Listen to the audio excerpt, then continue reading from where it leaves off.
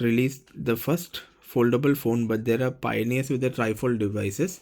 Since then, rumors have been circulating that other companies like Samsung are working on similar devices. Infinix is joining the fold, teasing its own trifold smartphone ahead of the MWC 2025. However, it's important to note Infinix is not necessarily launching a trifold device yet. The recent press release introduced a concept known as the Infinix Zero Series Mini Trifold concept.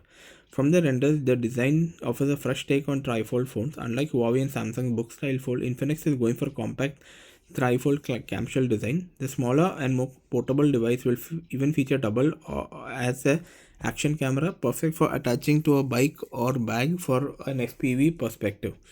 Thanks to its trifold layout, users can have multiple form factors.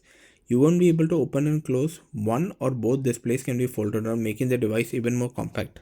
Will Infinix actually launch this device? Time will tell, but the company is no stranger to foldables. We can learn the plans in MWC.